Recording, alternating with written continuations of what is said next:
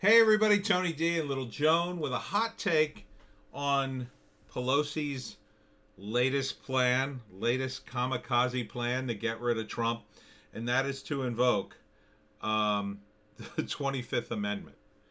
So, what's the 25th Amendment say? Well, let's read it. Section 1: In case of the removal of the president from office, of his death or resignation, the vice president shall become president. Well, we all know that, so that has nothing to do with her plan, unless she plans on. Whenever there is a vacancy, this is section 2, in the office of vice president, the president shall nominate a vice president who shall take office upon confirmation of a majority vote in both houses of Congress. Oh, God. Can you imagine us trying to do that right now? Don't retire, Pence. Section 3.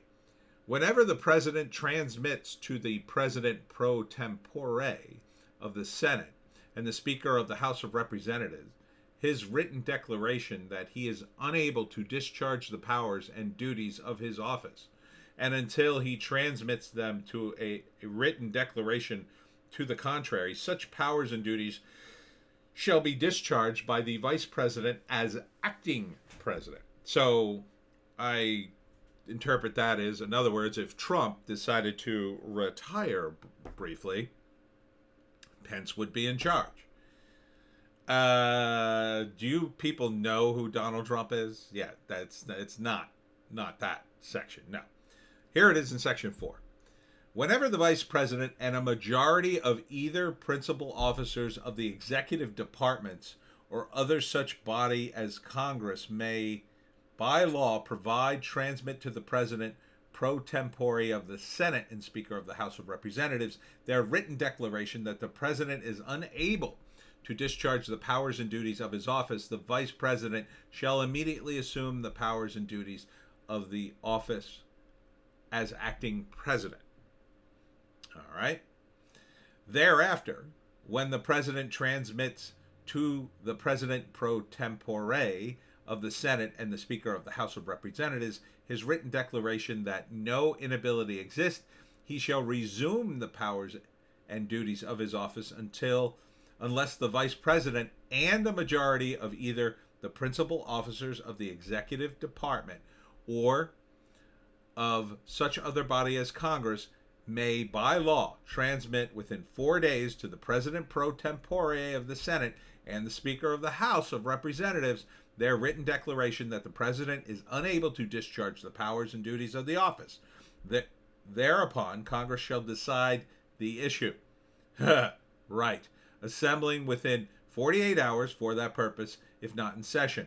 If the Congress within 21 days after receipt of the latter written declaration, or if Congress is not in session within 21 days after Congress is required to assemble, determines by 2/3 vote of both houses that the president is unable to discharge the powers and duties of the office, the vice president shall continue to discharge the same as acting president. Otherwise, the president shall resume the powers and duties of his office. So, in other words, it ain't never gonna happen. They don't have the votes. They would need to get so many people to betray Trump, and you don't betray the Trump man. If anybody's been paying attention, you don't betray Trump. Just ask Chris Christie how he's doing. You don't. No. And Pence is not going to do that. Pence is riding high. Trump has treated him well, I think, and has given him good opportunities to prove that he's capable of becoming president after Trump is done. And I think Pence is going to run right on his coattails right after Trump leaves office. And he's probably going to win. He's probably definitely going to win the first term, no problem. And barring some massive event, I don't see Pence having much problems either. Now, people will call him a homophobe or whatever, and I'm shocked. Kamala Harris didn't play that card during the debate last night, but we'll get into that later. But I think he'll cruise. I know. I'm getting ahead of myself. Trump's going to win. Pence is going to win. And then after that, well, that's a little too far in the future. But, barring some massive event, I don't see why. I don't see why the Republicans, Karl Rove once said during the Bush administration that the Democratic Party will become, now he was predicting this during the Bush era, which was BS. But he predicted, and he had the arrogance too. Like the Bush era Republicans were just almost as arrogant as the Democrats today, which is why they got kicked out. But he saw the Democrats becoming a minor party. In other words, we kind of have a duopoly now. The Republicans have it, and then the Democrats, and back and forth. What he envisioned is a time when the Democrats could only hold a few places, right? So this is what I'm seeing too now.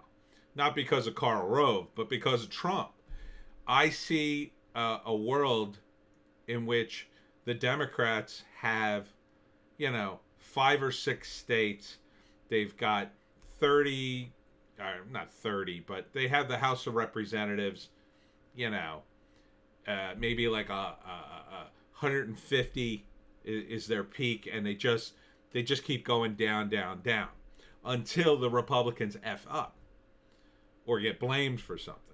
Until the Republicans start to get arrogant and screw up everything, the Democrats will be lucky. They won't be able to get arrested until they, change their ways. Now, if they change their ways, they go down the path of, say, a Tulsi Gabbard, who was more honest and genuine and willing to work with people, then yeah, they could rebuild their party. But they haven't even started that process. Yeah, I'm bashing the Democrats again. Well, what do you want from me? This is Pelosi's, I don't know what this is. This is the dumbest plan I've ever heard. You're going to try to remove Trump? I don't even think you could get Trump to end a conversation, much less get him to leave office before he's ready. Good luck, lady. Good luck. He is going to crush this election. And you've been trying to remove him ever since he got in. So this is the flimsiest bit of political theater I've ever seen. This you're gonna try to sell us. Well, Trump's lost his mind. How would you know? How can you tell? Have you seen his tweets? He was pretty crazy when he got elected. Now he's crazier. Well, crazier than when he said I could shoot somebody in the middle of 5th Street and nobody'd say anything.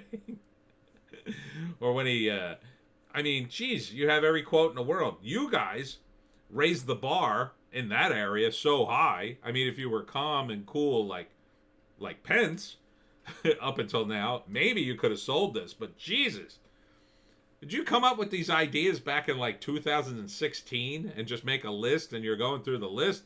Because this is just dumb. This is the dumbest thing so far from Nancy Pelosi. You're never going to be able to remove him like this. No way. And this won't even be a news cycle. It's so dumb. At least you got some mileage out of Russiagate, I guess, and a few of the other ridiculous assertions. But this, you're going to try to tell the American people, the guy who took off his mask on top of the balcony, oh yeah, he's too sick to govern anymore. It's the steroids. Take him off the steroids then. Is that what you're trying to do? You're trying to get him to stop taking medicine?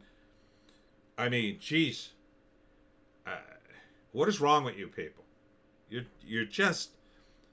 Nancy Pelosi ought to just retire. Really, you're out of your league, lady. You're just out of your league. Take your money and run. Just take it, run back to the fecal-infested streets of San Francisco, and leave us be.